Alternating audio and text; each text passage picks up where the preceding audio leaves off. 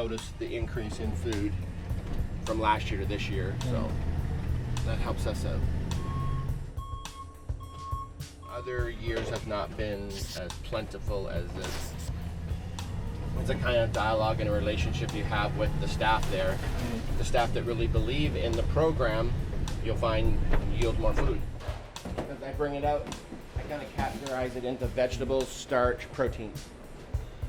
I've been working in culinary since I was 15, currently almost 60, so let's say 45 years in hospitality, ranging from different restaurants, hotels, sales, working with nursing homes, K through 12, all sorts of wide spectrum of different genres.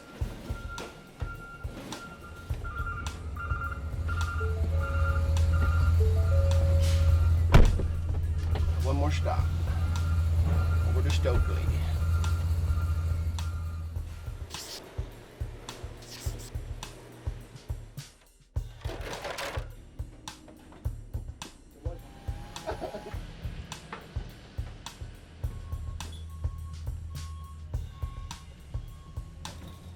My title here with Food for Vols is Food for Vols Coordinator, which basically entitles me to anything that has to do with Food for Vols. I have my hands on it. I'm helping with hiring, helping with collecting the food, any decisions that we do with packaging of food or anything food related.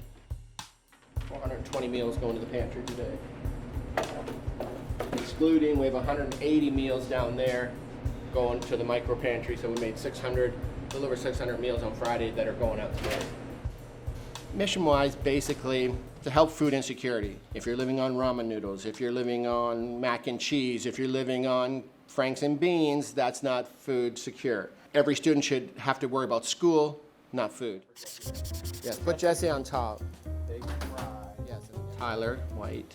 He is my son, ended up starting the Food for Vols movement during the end of COVID. He had time on his hands because there was no classes, and he had a TA, Jack. So Tyler and Jack put together a, initiative to help food insecure people on campus. Because that was during COVID when Tyler did it, and then when classes resumed in January, he couldn't do it. So they were looking for someone to keep it going. So I applied like everybody else and went through the interview process, and the rest is history. Anybody could be food insecure at any time of the day for just about any reason. Originally, we thought that food insecurity on campus was because of broke college students. What we're finding more often than not is it's students that don't have the ability to get from class A to class B and stop for lunch in between. They can't bring their lunch and heat it up because there's no access to microwaves that are just floating around campus. So I think time plays a big role in what food insecurity looks like on a college campus. We called Vol Dining and said, here's the idea we want to do. We want to potentially stop food from being wasted and then going in a compost bin. Is there a way that we could come and collect it? Tyler and Jack, when they first started it, I think they were doing 50 to 75 meals a day, something to that effect. When I started in that January, I think we were doing about 100 to 125, and we thought we were cooking. Look at us go. But I think we only started with 2 or 3 volunteers. We didn't know what we needed or what we didn't. Each year progresses, it's like a learning curve. Each time we're doing more meals, we need more hands. Then we started getting into work-study people. Work-study can help us manage the people that we have. This is my man. We just got this one pretty recently. Very fancy.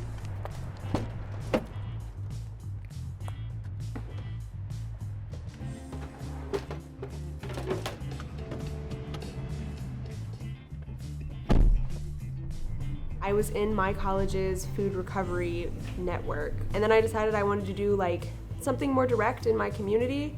I had an aunt, my aunt Yasmin, who was in AmeriCorps and recommended that I look into it, so I did, and I saw Food for Vols like on their like list, and I was just like enthralled. Like I just thought it was so cool, like what they were doing, and it was so unique. It was the only program like it in the country.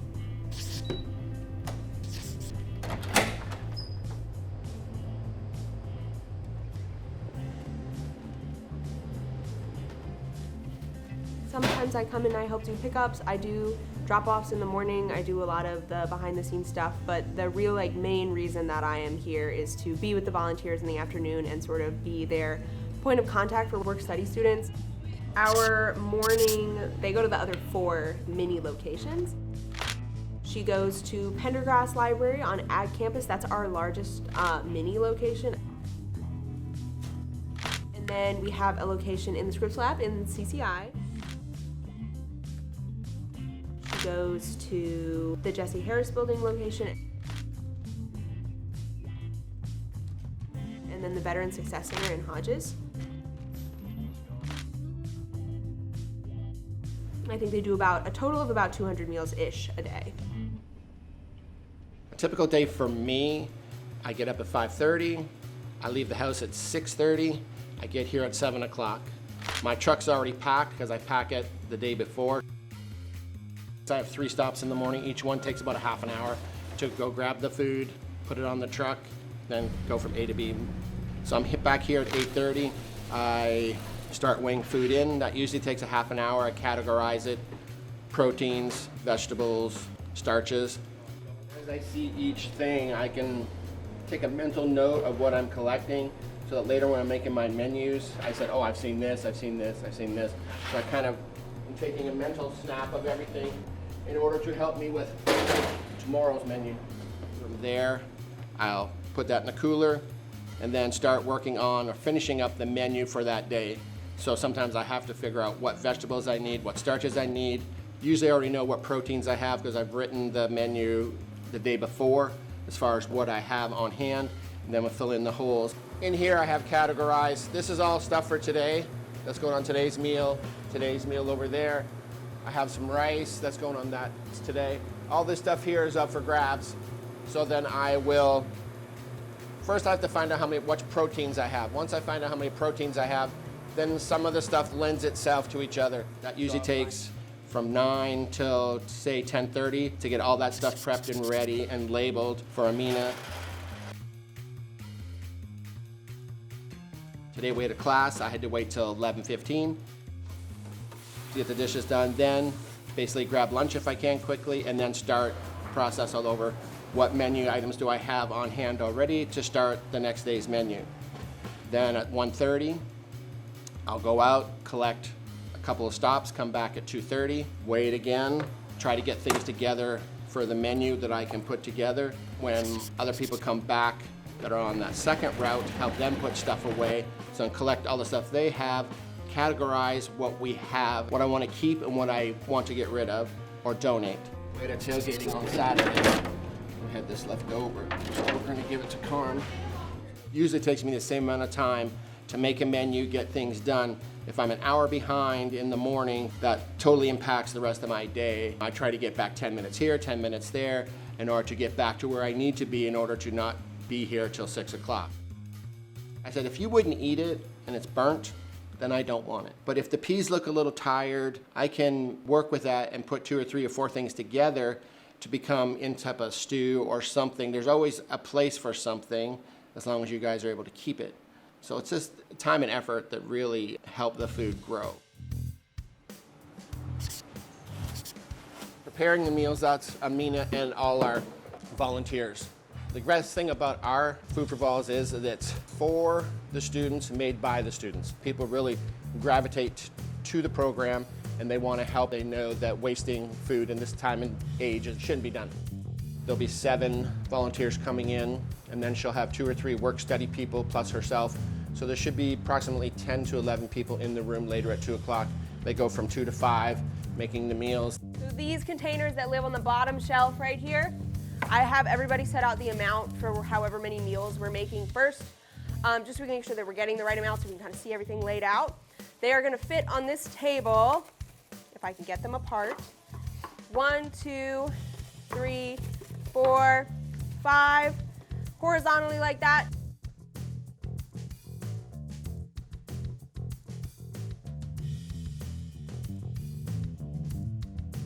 My general rule is to always err on the side of generosity. Do not count this as one piece of chicken.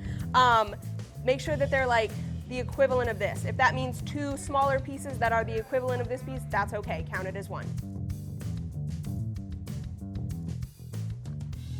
We usually have like around 6 volunteers, but today we have a lot.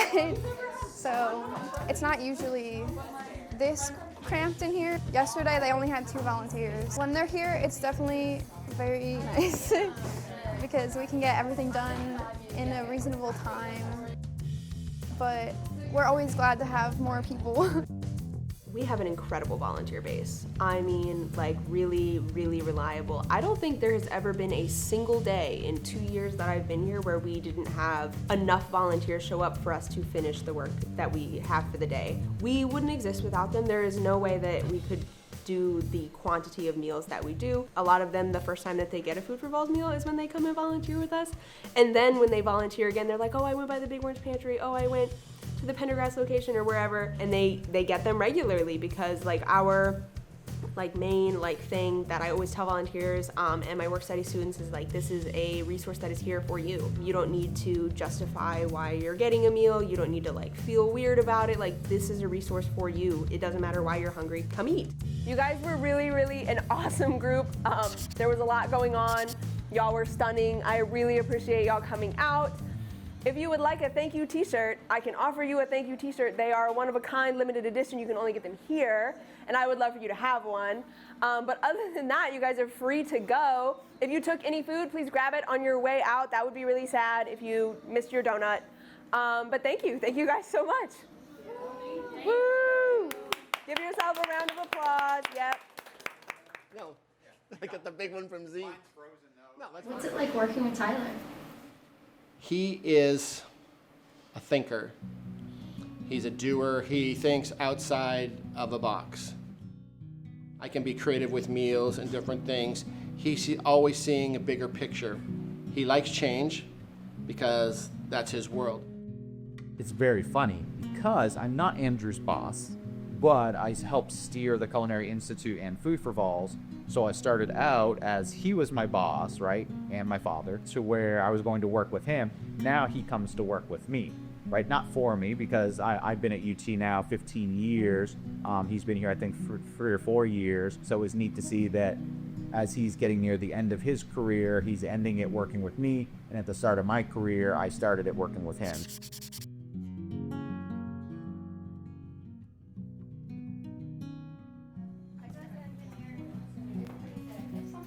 Know that the program is possible at other universities. So the University of South Carolina launched theirs in spring of 2025, and it's called Feed the Flock. And we worked with them for about a year. We understand that most universities can't copy what we're doing at the scale in which we're doing right away. And we advise them not to try, because it took us 4 years to get where we are. We had to start very small and incrementally grow. It's a matter of getting a blueprint together that we can go to other schools and say, here's what we think is the best application. One of our Food for Vol charities, they're feeding about 80 people. Average age, probably 60 or older. They feed them twice a week, as much as they can, as best they can. She commenced to announcing me in the room and said, hey everybody, this is Andrew from Food for Vols. Everybody stood up, were cheering and clapping. Never made me feel what a great passion and what thankful that they were for the food that they gave, that we give, that just collect. We don't charge them, we don't do anything. Made me feel that the purpose that I do every day, I don't get to see those people every day, but I know the effect on their lives. That's what I like about doing a job that I do. I know I can't see them, but I know every day that people are going to these places because they need help and they need fellowship. Fellowship, having our food or whatever. But it's greatly needed, and that's just one of the things that makes it for me worthwhile.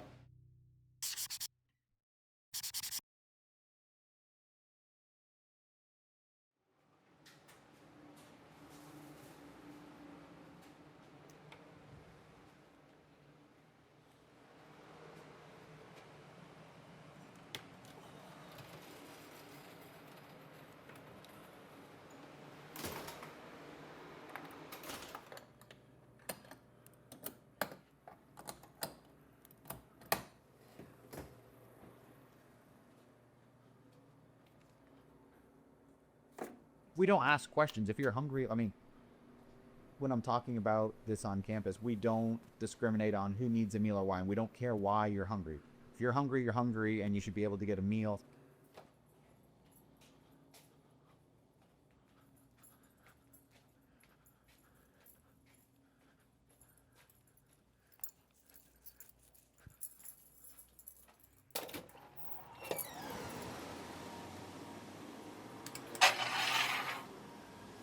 Do you want your mic now?